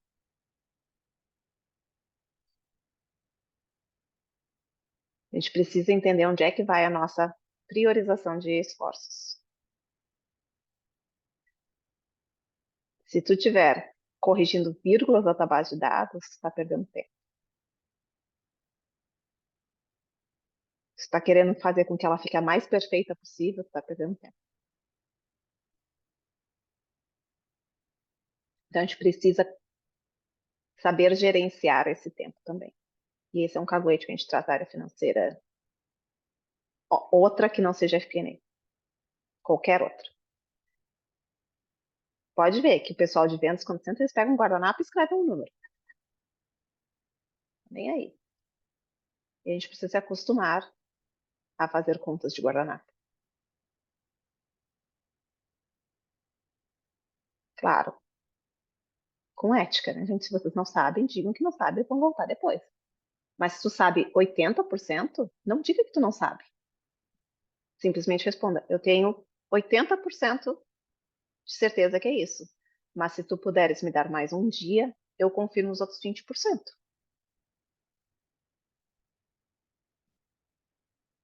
Porque a decisão de negócio não vai esperar vocês fazerem a planilha perfeita. Então, por isso que é importante a gente entender qual é o nível de perfeição que a gente precisa. E aí, para fazer essa transição, eu acho que é muito legal, vou trazer daqui uma ferramenta.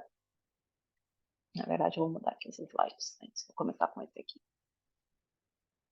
Essas ferramentas que eu trabalho dentro da mentoria expressa, que deve ocorrer em julho novamente, eu fiz em janeiro. Tá? O que vocês precisam saber, primeiramente? Não, acho que, na verdade, o outro slide é melhor mesmo. Então, isso aqui é um mapa que vocês vão construir para si mesmos, tá? Dentro da mentoria expressa, a gente faz todo um trabalho de 2 noites e chega neste mapa mais para o final e ainda a gente não completa ele perfeitamente, porque vocês precisam preencher depois. Mas vocês precisam entender qual é a visão de vocês como profissional, quais são os objetivos que vocês vão ter por um ano, então objetivos menores, para que vocês entendam quais são os tipos de métricas que vocês vão usar para crescimento de vocês mesmos, para entenderem quais são as competências que vocês vão ser desenvolver. E aí, gente, uma parte que ninguém fala, essa última coluna. Mapear as oportunidades de desenvolvimento de vocês. Onde é que existem oportunidades? Por todos os lados. Dani, como é que eu vou desenvolver a minha habilidade analítica? Analisando as vagas de FP&A. Analisando os preços do supermercado. Sendo crítica nas conversas que eu tenho com as pessoas. Sendo crítica de quem eu compro meus materiais. Qual é o curso que eu compro? Quem é o profissional por trás desse curso? Sendo crítico com aquilo que está posto. E num segundo nível, oportunidade de desenvolvimento dentro da empresa. E como é que vocês vão combinar com os gestores de vocês para desenvolverem essas habilidades? Isso é muito importante. Não tem, gente, como líder, coisa, desculpa a palavra, mais chata do que aquela pessoa que não sabe pedir.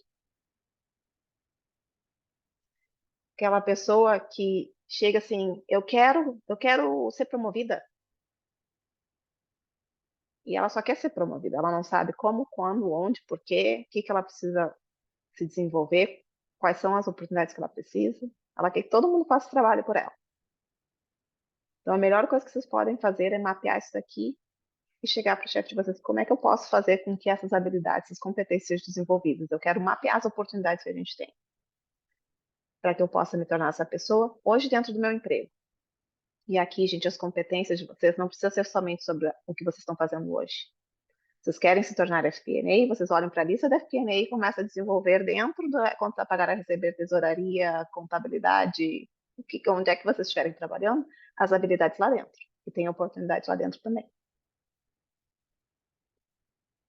Como é que eu posso automatizar melhor as planilhas? Qual é a habilidade de automação que eu vou aprender? Qual é a comunicação que eu vou desenvolver? Qual é o método de influência que eu vou testar? Tudo isso se desenvolve em qualquer lugar. Então, esse aqui é um mapa, tá? Vocês desenvolverem. Por quê? Eu vou voltar aqui. Porque o que vocês, não sei se vocês conhecem deste modelo de aprendizagem de adultos 70, 20, 10. Mas eu vou enfatizar porque as pessoas ficam hoje em dia gastando todo o seu dinheiro comprando curso. Todos os cursos que aparecem na frente, gravado, principalmente aqueles que vocês não assistem 30%. Que quase morrem dormindo na frente da pessoa tentando explicar uma coisa. Vocês precisam saber que 70% da aprendizagem de vocês vai vir das experiências. De vocês perguntarem para mim e eu responder, de a gente interagir, de vocês fazerem com as próprias mãos, tentarem. Por isso que aqui na FPA Brasil, a proposta que eu trago é sempre interativa. Para que a gente possa ter essa troca, para que eu possa contribuir, desafiando como vocês estão enxergando as coisas, para que vocês possam, então, mudar a mentalidade de vocês. Somente 10% da nossa aprendizagem vai vir dos treinamentos, cursos, convenções. Vai ser quando vocês saírem daqui, pegarem tudo que eu falei e começarem a botar na prática. Ter passado essas 2 horas aqui comigo, não vai valer nada se vocês amanhã não pararem e pensar como é que eu vou sair de onde eu estou. E essa interação com outras pessoas, o networking, essa mentoria, né, é onde vocês vão ter o meio do caminho. Então, vocês precisam usar essa metodologia para dividir o conhecimento, como é que vocês vão aprender aquelas competências que vocês falaram lá antes. Por isso que é importante vocês mapearem onde é que vocês vão aprender, porque 70% vai vir dessas experiências que vocês estão vivenciando. E às vezes a gente não correlaciona o quão é importante uma metodologia dessa. Por isso que quando eu perguntei para vocês, conhecem o método 80-20? Vocês balançaram a cabeça sim. Eu quero que todo mundo pesquise sobre ele novamente. Quero que vocês pensem ao ler e interpretar como é que isso pode me ajudar hoje no meu dia a dia. Dani, eu não tenho tempo para nada. Não dá tempo de ser estratégico. É muito operacional o meu trabalho. Vocês não estão aplicando a método 80-20.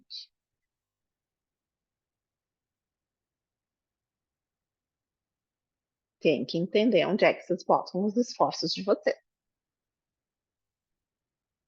Então, isso daqui é muito importante a gente correlacionar essas teorias dos outros mundos para dentro do nosso desenvolvimento de carreira.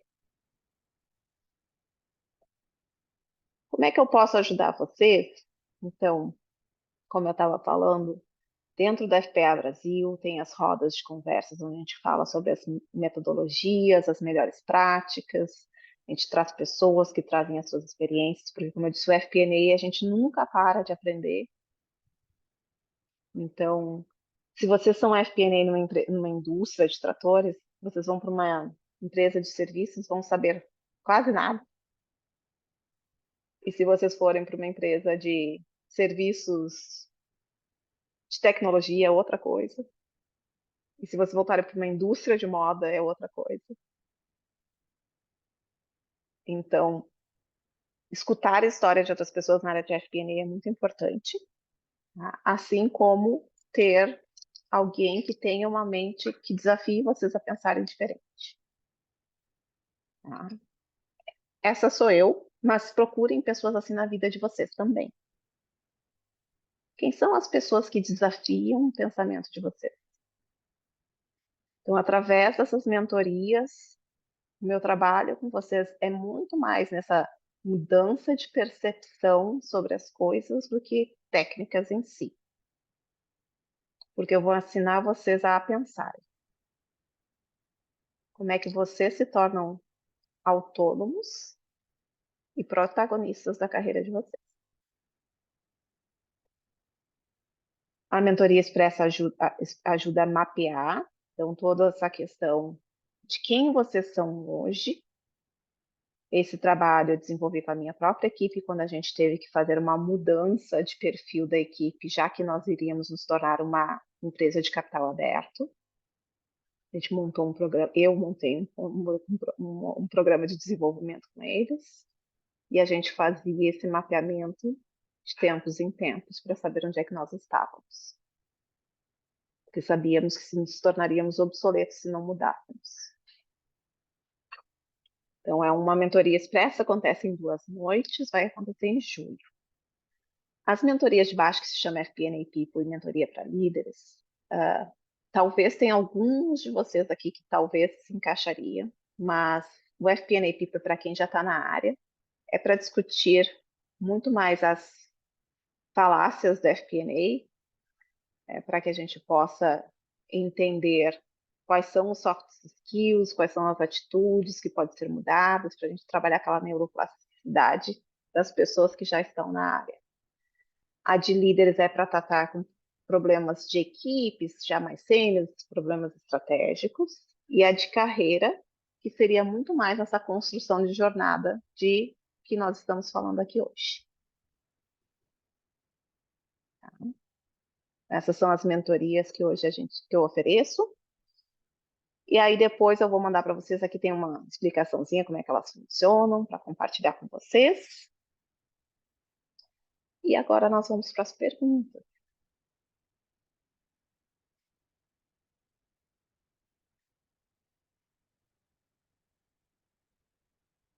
Se atirem.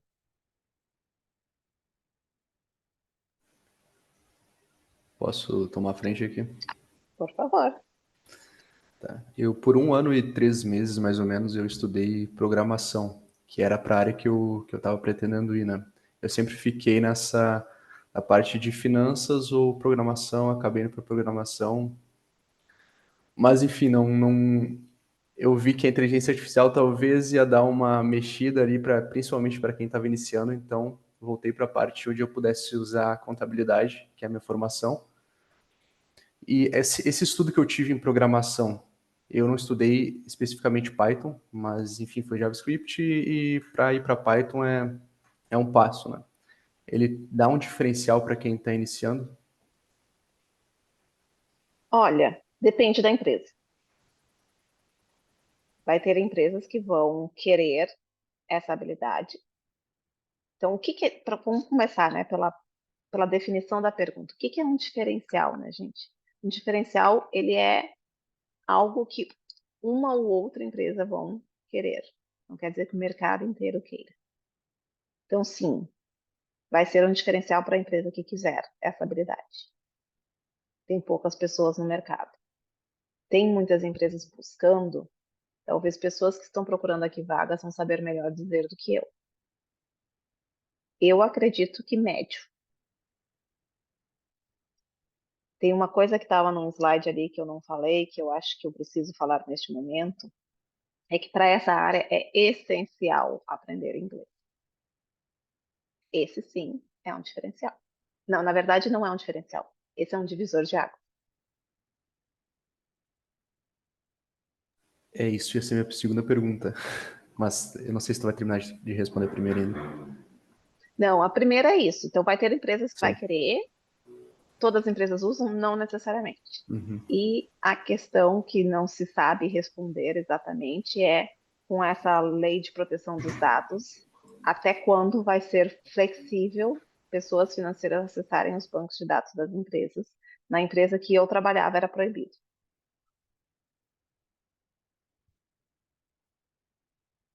Porque era uma empresa que tem, inclusive, sede na Europa, e na Europa é muito diferente daqui, né? Então, a gente não podia fazer nenhuma programação para dentro das bases da empresa.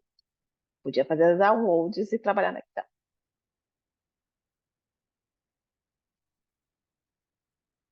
E aí, como eu falei, não é questão de divisor, é divisor de águas saber inglês nessa área.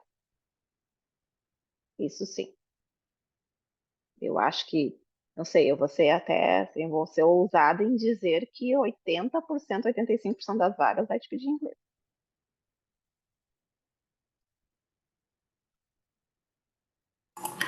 Dani, eu acho que além da questão das vagas em si, é um ponto que você já tinha trago e é uma realidade que a gente acaba observando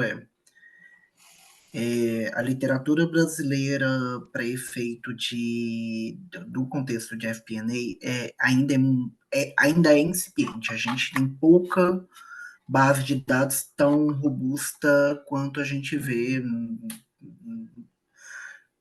mercado norte-americano, europeu, e, obviamente, o conteúdo vai estar em inglês.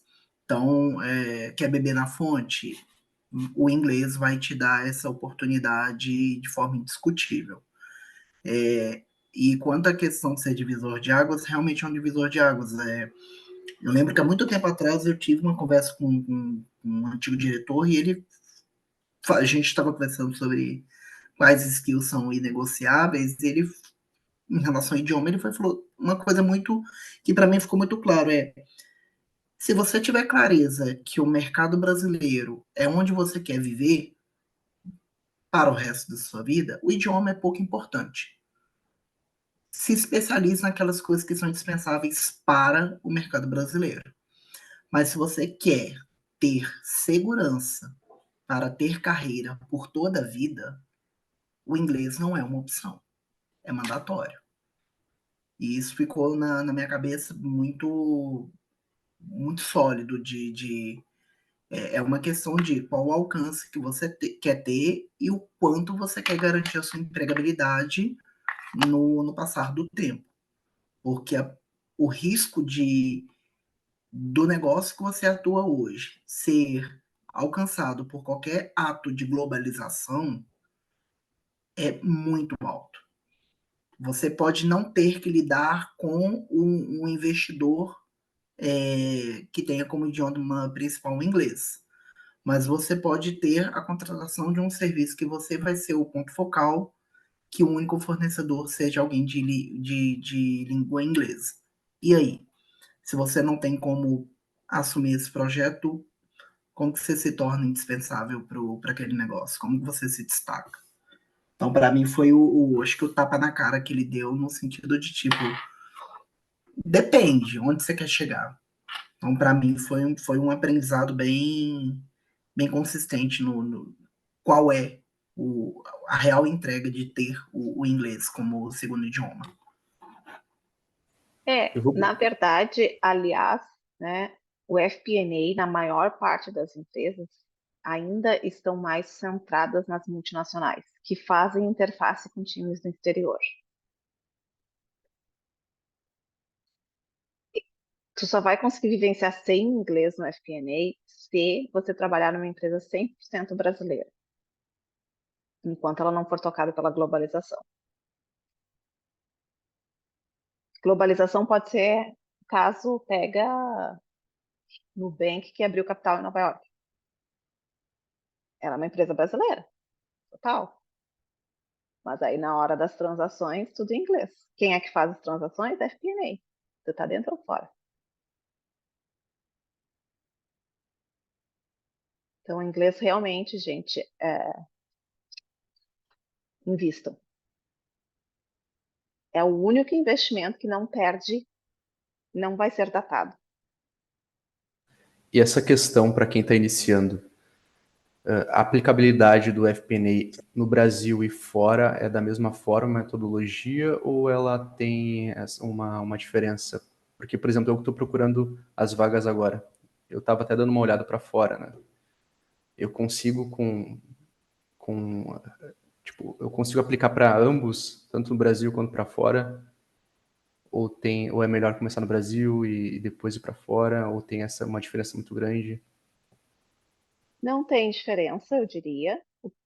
Vai ter grande diferença aqui no mercado brasileiro também, vai depender muito das empresas, vai depender muito do tamanho da empresa, estrutura de time, maturidade de empresa e equipe, como a gente estava falando. Agora, tomara que tudo dê certo para você, diferente do que eu vejo. Mas uma empresa de fora contratar um brasileiro sem experiência prévia é mais difícil do que ela ter uma experiência.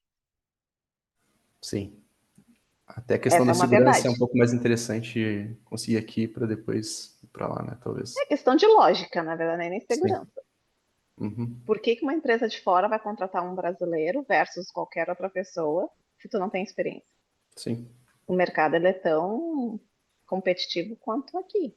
Uhum. Aqui no Brasil, se vocês forem competir com pessoas que já têm competência na área, vocês vão ter que demonstrar algo muito valioso para alguém contratar você sem experiência versus a pessoa que tem experiência. Lá fora a mesma coisa. Só que, em geral, o FP&A fora do Brasil é bem mais avançado que aqui. Larissa. Helene. Bom, eu sou júnior em FP&A, eu tenho um ano e meio na carreira, eu escalei agora cargo para analista, mas eu também troquei de empresa quando escalei, e atuo numa indústria hoje, e eu fui aquele clássico analista contratado para fazer os bancos de dados, que você falou, assim, é uma competência que exigiram porque não existe. E além de eu já ter feito um curso na GV sobre banco de dados, enfim, foi uma competência importante e acredito que foi decisiva, assim, para eu passar na posição. Acho que junto também com a senioridade, né, e essa expectativa de ser um pouco mais, ter um pouco mais domínio de ferramenta, por conta de ser mais júnior. É, a empresa também está investindo em mim, então mês que vem eu vou fazer um curso no horário do trabalho mesmo. Mas você trouxe um ponto assim de se você está mexendo muito na sua base, que você não existe, tem que focar no 80/20. E confesso que eu estou passando por esse desafio, porque antes eu era acostumada a receber bases em query, assim, eu tirava no Excel, tudo no formato muito bom, e agora eu estou tendo esse desafio de ferramenta. Eu fui contratada para isso. Mas não só, tô tendo desafio de negócio também. E aí eu queria, assim, tentar tirar de você alguma dica, algum insight, assim, de como não focar só nisso, sabe? Tentar ainda viver um pouco mais o meu lado analítico, que antes era um pouco mais fácil, porque minhas bases estavam prontas, eu trabalhava numa empresa mais jovem, de vida mesmo, então, algumas coisas, ferramentas mais modernas de tecnologia eram mais comuns do que hoje na indústria que eu tô. Então, eu acho que eu tô com essa dificuldade de balançar as bandejas, do tipo, é minha competência, eu fui contratada para isso, eu tenho esse desafio, mas não só isso, sabe? Tá sendo um desafio para mim. Eu acho que é bem interessante, Larissa, pensar do porquê que constantemente precisa ser manipulada essa base de dados. Acho que é a primeira pergunta que tu precisa responder. Eu não sei qual é a condição, vamos dizer assim, ela precisa ser manipulada porque ela não está automatizada ou ela precisa Uhum. limpeza todo mês? Qual das duas seria? É porque não está automatizado, a gente usa ainda dois sistemas, né? Um para o global e o Brasil usa SAP. O global a gente reporta pelo HFM. Então, tem muito mapping, assim, de muito proc para traduzir uma linguagem para outra, Tá. sabe essas coisas? Mas tem ferramentas que dá para fazer essa automatização. Tem sim. Tem um Cubo, tem uma área de BI que entrou aí, tem 3 anos a área de BI, também é nova da empresa. Então, assim, Tá. é a bola da vez também, a automatização. Mas isso não melhorou a quantidade de trabalho que tu tem. Não, ainda não. Assim, eu tô na empresa faz pouco tempo, faz 4 meses, Tá? mas eu não queria que esse fosse só o ponto, sabe? Porque as demandas vão acontecendo, né? Porque por que que é importante contexto, gente? Assim, uma pergunta ela nunca pode ser respondida sem contexto. Aprendam isso também, porque é uma habilidade de F&A, tá? Seria muito fácil dizer assim, não, simplesmente faz tal coisa. Não. Primeiro, tu foi contratada para isso. Portanto, é a expectativa gerada. Segundo, por que que a minha base não está sendo automatizada com a velocidade certa, se fosse o caso? Tá? 4 meses não dá para dizer isso, mas quais são as métricas que tu tens, ou de expectativa da empresa, de que essa base melhore? Porque o fato é que, uma vez essa base melhore, automaticamente vai ter tempo livre. Sim. E aí, quem serás tu quando tu tiver tempo livre? Isso é uma decisão tua, não da empresa. Uhum. E aí, como é que tu vai desafiando o teu pensamento analítico? Tu vai ter que fazer outras atividades que possam te dar essa visão. Se hoje teu trabalho exige 8 horas somente na base de dados, tu vai ter que achar formas de estimular o teu cérebro e fazer com que essa mudança da empresa aconteça no tempo para que tu possa, então, modificar. Porque uma coisa seria a nossa vontade, a outra é a necessidade da empresa. Uhum.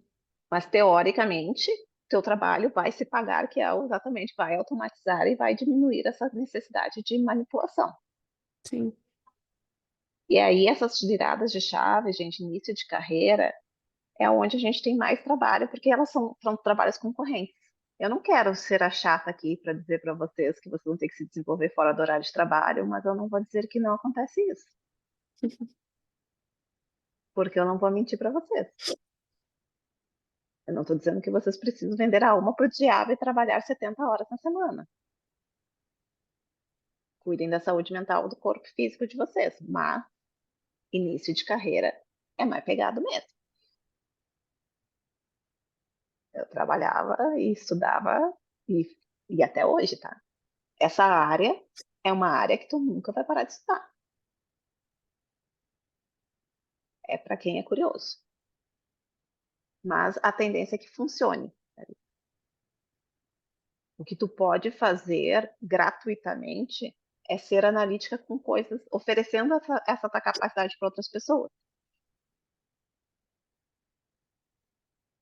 É criar mini projetos, né, na tua cabeça, do tipo, se tu conhece, sei lá, não sei quais são as equipes próximas de ti, mas que tu possa usar essa capacidade analítica para oferecer humildemente para alguém. E aí tu não deixa de usar. E já vai mostrando previamente que tu tem essa capacidade. É investimento. Responde,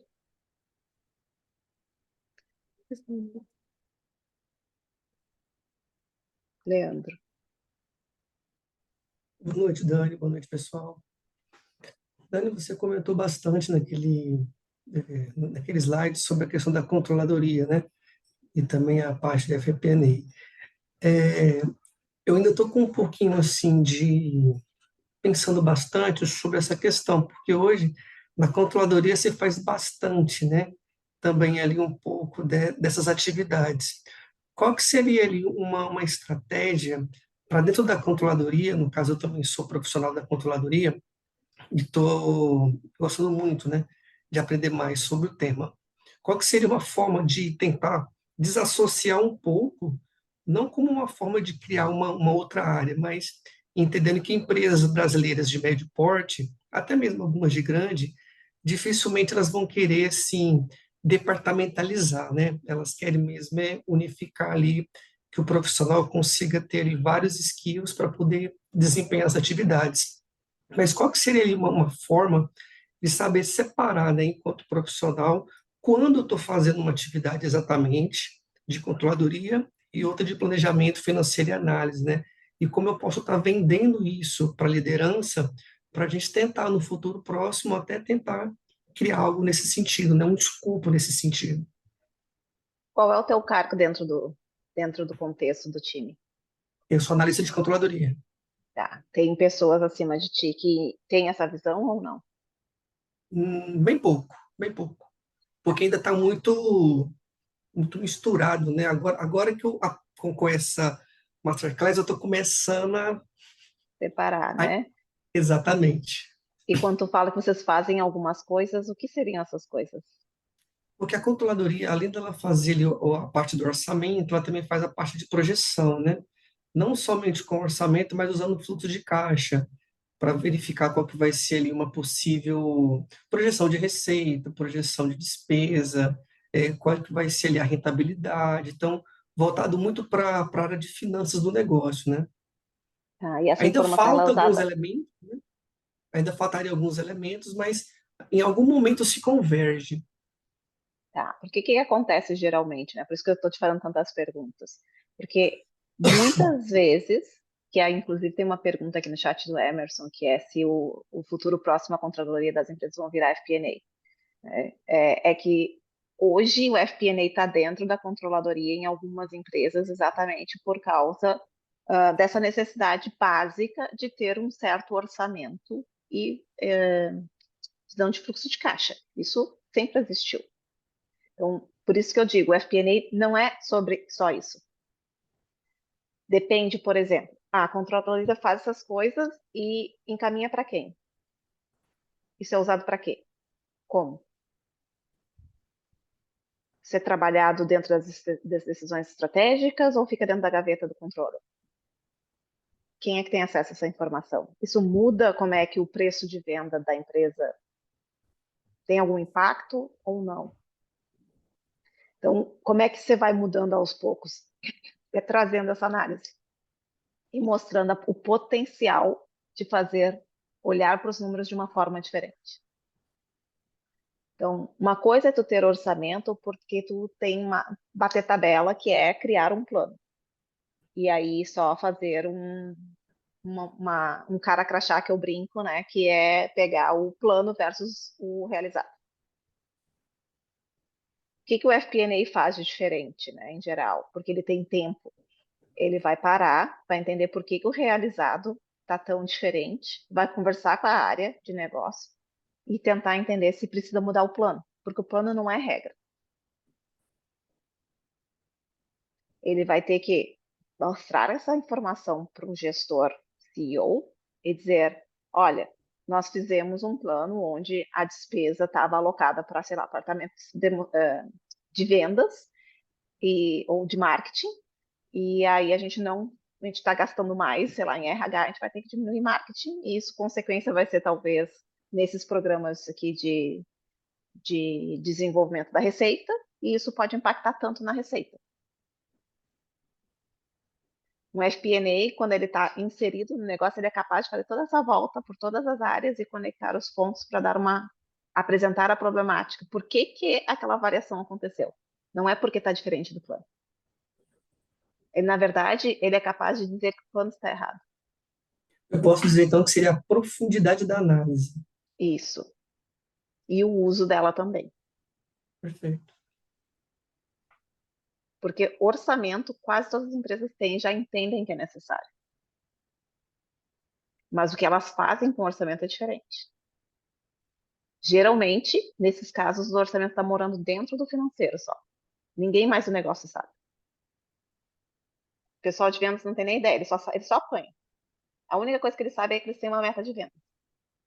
Mas eles não sabem como é que a empresa está indo, não sabem se estão gastando demais, não sabem como é que está o lucro, não tem nem noção.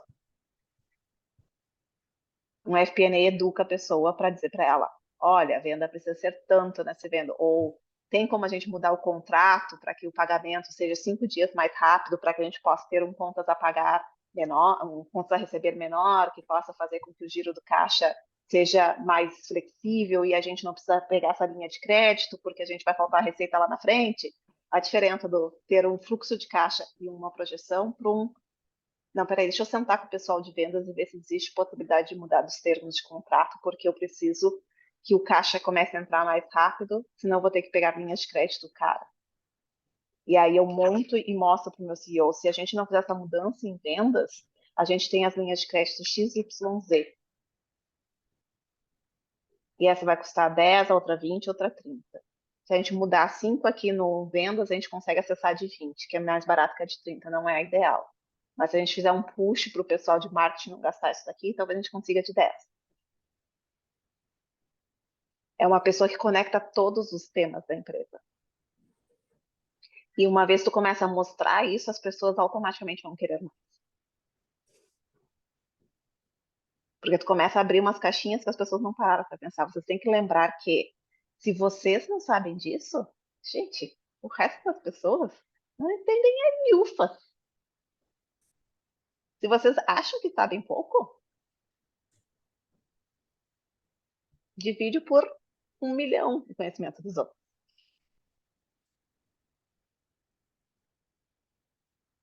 As pessoas não sabem o que é lucro. Se pedir para elas como é que eu chego no lucro, elas não sabem fazer o cálculo. Como educadora financeira pessoal, 80% das pessoas no Brasil não sabem quanto ganham. Essa é a população que a gente está lidando, gente, dentro das empresas. Porque essa 80% da população que não sabe quanto ganham não vivem fora das empresas. Elas estão dentro das empresas também. As pessoas não são letradas no financeiro. Elas não sabem nem o que é fluxo de caixa. É essa consciência que a gente tem que criar.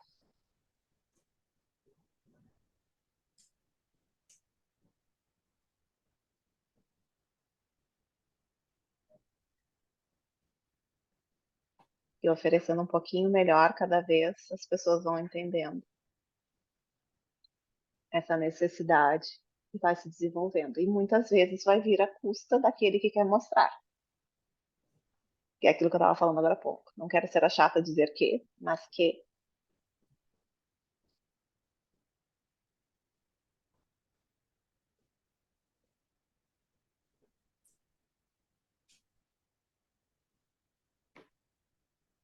Cerramos, pessoal. Conseguiram ter um duplex alugado, como a nossa colega Fabiola, que foi embora. Geralmente é assim mesmo. Alugo mesmo um duplex, né, Romário? Toda vez. Bom que Dani, vai ampliando. desculpa, nos 2 minutos antes do 45 do segundo tempo te fazer essa pergunta, mas eu acho que um pouco mais pessoal, assim. É, eu nunca tive contato com a área de FP&A e entrei por curiosidade mesmo, assim, porque eu te conheço, sei quem é você de referência, então tenho muita curiosidade na área. Mas olhando um pouco para minha carreira e um pouco do papel que eu estou exercendo hoje numa outra empresa, eu sinto muita falta de algumas bases assim e também de ter um contato assim mais prático com algumas coisas. E aí eu já identifiquei de fato que eu preciso fazer alguma coisa na área contábil. Sou formado em economia, mas a área contábil para mim ela foi adquirida só na prática. Então tudo que eu sei foi na prática mesmo, mas eu não tenho também a intenção de fazer um curso de graduação de 5, 4 anos para chegar nesse nível. Então estou um pouco perdido de como começar nessa área. E ao mesmo tempo eu fui catando alguns tipos de plataformas para aprender um pouco de FP&A e eu estou namorando muito uma que, inclusive, eu não sei se você, não sei se posso até colar o link aqui para você dizer se é um bom começo ou não, mas aí é uma página que chama FP&A na prática, e aí Eu é um também tô. site. Aí eu tô assim, será que eu compro? Será que não compro? Eu acho que vale a pena o investimento, mas aí eu queria só uma dica tua de talvez como poder melhorar essas duas ressalvas na minha carreira, a contabilidade e ter um pouco mais de contato com o FPN. Legal. Alguém já fez esse curso? Ô, Eu ia Mário, tu perguntar isso também. quer responder? Porque eu nunca fiz. Eu tenho uma opinião, mas eu nunca fiz. Eu acho assim, eu fiz por curiosidade, eu conheço quem fez, quem criou esse curso. Ele te dá, acho que, uma noção básica do que é a área de FP&A, e eu acho que vai muito no que a Dani estava comentando sobre algumas habilidades daquela primeira caixinha pequena, modelagem, noções básicas, né? Mas eu acho que, assim, para você ampliar o conhecimento e tudo mais, ele não é muito profundo. Mas para quem está começando na área, de FP&A, para quem não tem noção do que é FP&A, ajuda bastante, porque você vai ter noção mais ou menos de como é um orçamento, do que é uma análise de viabilidade de projeto, um real versus orçado, vai te dar alguns macetes de criar algumas apresentações e tudo mais. Mas aquela parte mais da prática, né, da operação, do dia a dia vai te ajudar bastante nisso, porque aí você vai ter noção de como é que acontece tudo isso, né? É prático, eles dão bastante base de dados para você brincar, enfim, movimentar e tudo mais. Então entra muito naquele conceito de quem está começando na área. Para quem já está na área, né, eu comprei e já estava na área, né? Porque eu sou uma pessoa bem curiosa e gosto de pegar e ir vasculhando. Eu conheci o pessoal até para trocar figurinha. A gente tem alguns grupos onde a gente troca figurinha. E assim, ajuda porque você começa a ter uma visão diferente de uma coisa e outra. Mas para quem está começando, eu não vejo que não vai ser um dinheiro jogado fora. Mas assim, existem também outros cursos, eu vejo lá no grupo do FPA Brasil, né, que o pessoal dá bastante sugestões, tá? Eu sugiro, não sei se vocês fazem parte do grupo, mas acompanhar lá o pessoal dá bastante dica de cursos, outros cursos mais profundos, e aí é bom você pegar uma base de mais pessoas, ouvir opiniões de mais pessoas até para saber se faz sentido, né? Porque para mim pode ter feito sentido, para você já não faça tanto sentido assim. Então, troca figurinha com mais outras pessoas que fizeram, que ajuda bastante.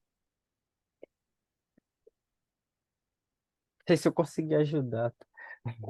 Esse é o ponto de vista do Romário de quem fez, e eu vou dar um ponto de vista de quem não fez, tá? Qual é a minha visão, gente? Eu acho que, primeiro, FP&A é uma área de pensadores. Então, tu tem que desenvolver a capacidade analítica de entender o que vocês vão produzir e não ser cara crachá.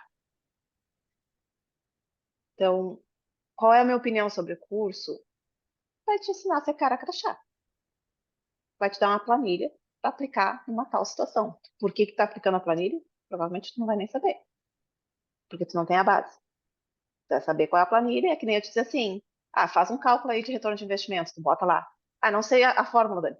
Bota ROI aí no Google, Ih, né? payback. Payback, escreve lá, te dá.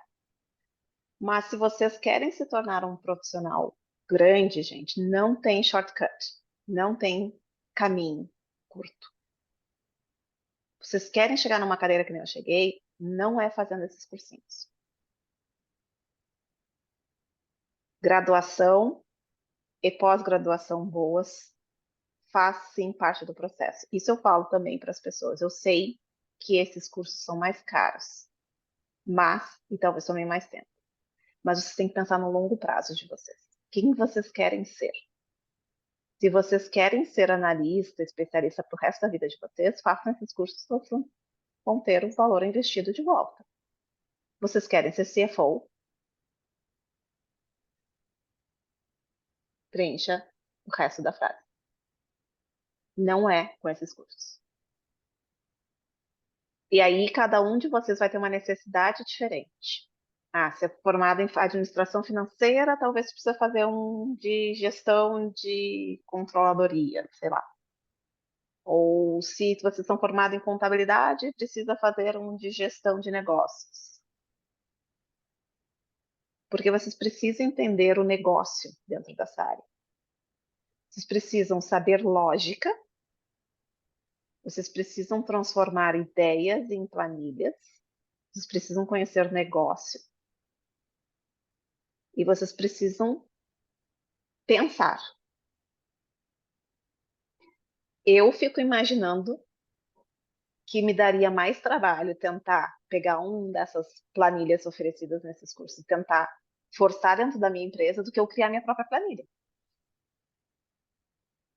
E aí vocês vão gastar um tempão tentando forçar uma coisa que vocês nem entendem o que está acontecendo ali dentro.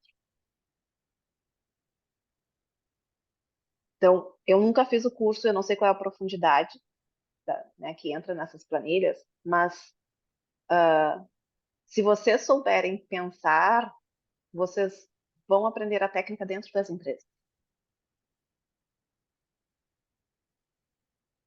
Se vocês tiverem a mentalidade certa, vocês vão saber buscar essa informação.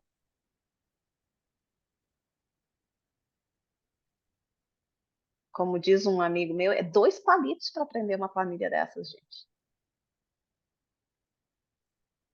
Vocês são super inteligentes, eu tenho absoluta certeza. Agora, uma das coisas que eu falo, assim, até falo, tá, não quer gastar muito tempo num curso longo, depende da tua formação, eu digo, repense isso, ou busque coisas mais profundas. Por exemplo, tu pode buscar esses conhecimentos que a gente acabou de falar, todos eles no técnico de contabilidade.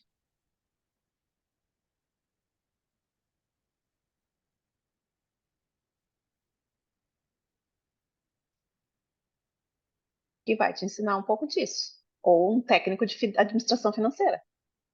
São 2 anos de curso. Inclusive nas federais tem gratuito. Os institutos federais têm. Eu só diria para vocês, tomem cuidado em buscas de soluções rápidas para essa área. Sim, elas são importantes para uma coisinha aqui, outra ali, mas não é esse o grande ganho que vocês vão ter.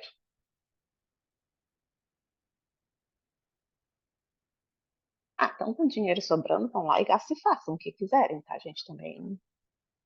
Então, e eu acho que o mais importante do que o dinheiro gasta é o tempo de vocês.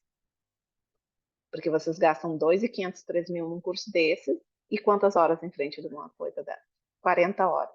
40 horas, quanto é o custo da hora de vocês? O valor da hora de vocês? O valor hora de vocês vai ser, sei lá, mais R$ 150 por hora. Não é só o curso que vocês compraram, é o tempo que vocês vão gastar em cima dele. Ou pior, compre e não olhe.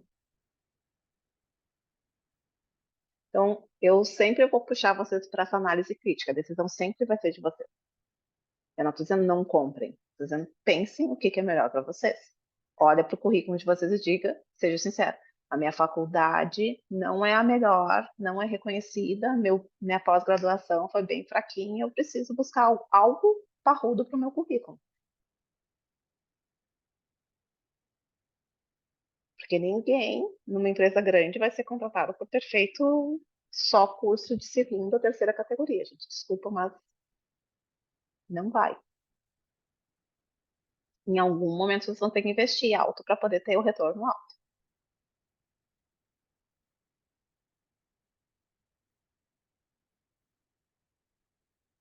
Então, cuidem dos reais trabalhados de vocês. Que ainda faltou nessa conta, né? O tempo de vida que vocês gastaram ganhando esse dinheiro.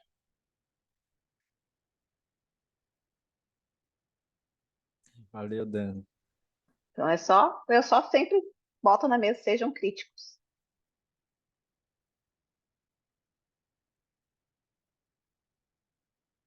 Tá bom, gente? Obrigada. Estamos nas redes. Às vezes eu demoro para responder, mas estou por aí sempre. Depois eu compartilho com vocês as gravações. Obrigado, boa noite. Valeu, boa Gente, noite. Boa noite, gente. Boa Tchau, noite. tchau.